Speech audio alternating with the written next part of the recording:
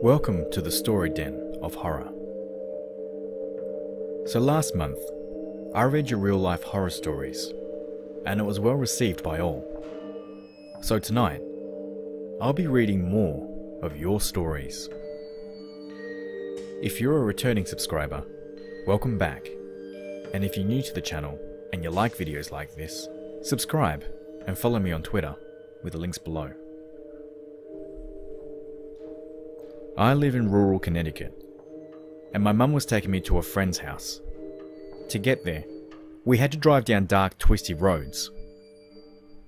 In the middle of the road was yellow caution tape. Not police line do not cross tape, but just tape that said caution, and it blocked the whole road. It had clearly been ripped and tied back together in some places, so my mum examined it. After a few moments, she gunned it in reverse, and we got the hell out of there. That same night, some woman had gotten out of a car to examine it, then got back into a car to call police because she found it suspicious, but not suspicious enough before calling 911. She was grabbed out of a car, but the people who grabbed her didn't know she called 911. The police rolled up as the car was driving away with her in the trunk. They eventually got him, but she's scarred for life.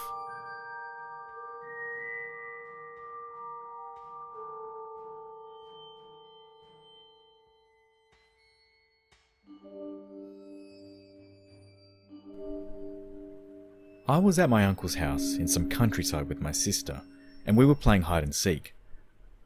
My uncle went out to buy some food for us. I was hiding downstairs in this weird closet attic thing that I found. I heard a little banging noise, and I got a little spooked. I chalked it up to a little rat or something, and continued to hide. I then heard a snore and a groan. I immediately got out and ran to my sister. We both sat at the door together, crying, until my uncle got home. My uncle just laughed it off. A decade later, an old man's dead body was found when my uncle tried to sell the house. It was revealed he was squatting there for almost a decade, and he had written a notebook how he was going to kill my uncle and keep the home for himself. And I think that would have happened if he didn't die.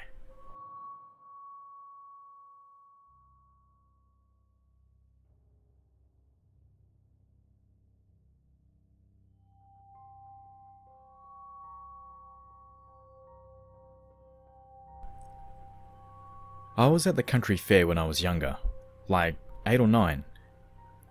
I wandered off from my parents, and I had an odd feeling that I was being watched. I kept turning around, and I couldn't see anything obvious at first, so I ignored it, and I carried on with what I was doing. Eventually, I noticed a man following me up and down the walkways of the expo hall we were standing in. I went a certain way, and he would follow. So I kind of did what those movies do, where they take a random path to see if someone's actually following them, and he was. The man then started getting closer and closer, getting ready to make his move. I got this overwhelming feeling of fright. I called out for my dad, and I could tell this startled this strange man. He promptly turned around and changed direction from me.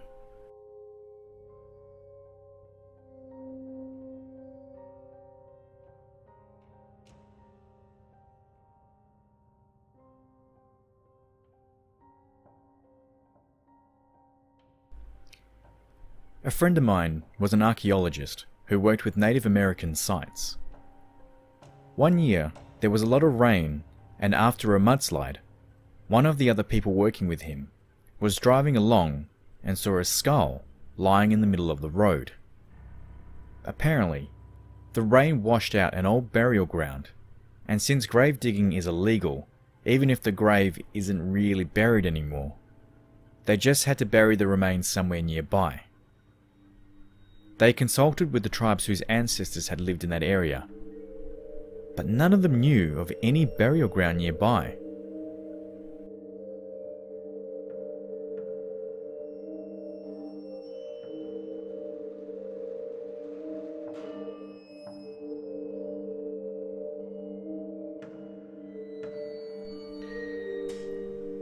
I lived in Oregon City at the time, and right up the road was a chicken processing plant.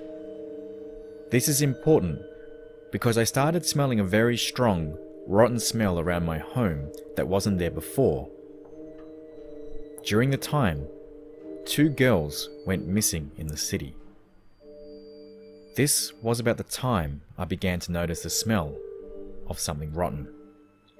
I was well aware what rotting chicken smells like. This wasn't chicken, so I reported the smell to the police because these girls were still missing. They came out to investigate, but ruled it down to the plant down the road and left. About a couple of weeks later, my neighbour, Ward Weaver, was arrested, and at his home, they found a concrete slab. Underneath that slab were 2 oil drum barrels, and inside those barrels were the 2 missing girls. I'll never forget that smell.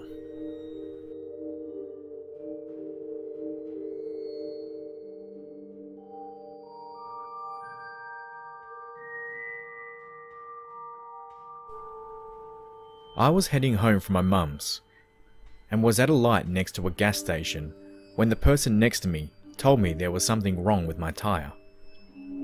I pulled into the gas station, and when I saw the person follow me in, I felt something off, so I didn't get out. Instead, I called my mum on my cell phone, and when the guy pulled next to me, I gave him a thumbs up through the windshield. I then drove back to my mum's. When I got there, I got out of the car and looked at my tyres. They were perfectly fine.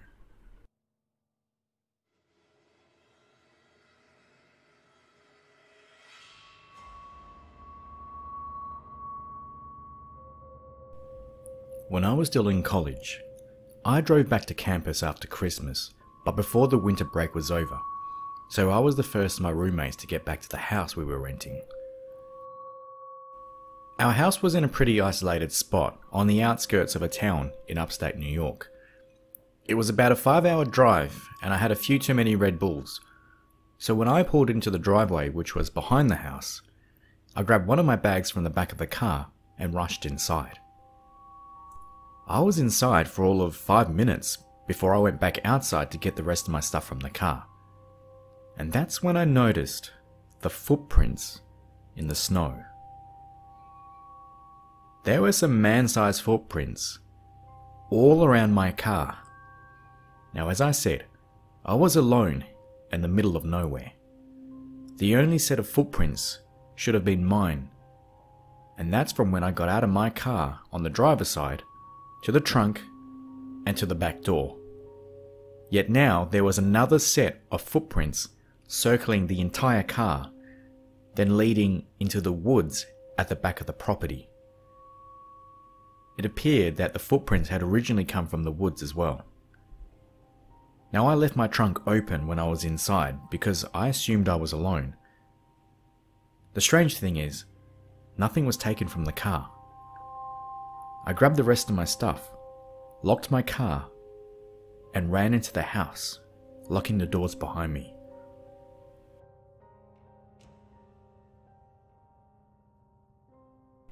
That brings us to the end of the video. If you liked it or any of the stories, please give it a like and let me know what you thought in the comments below.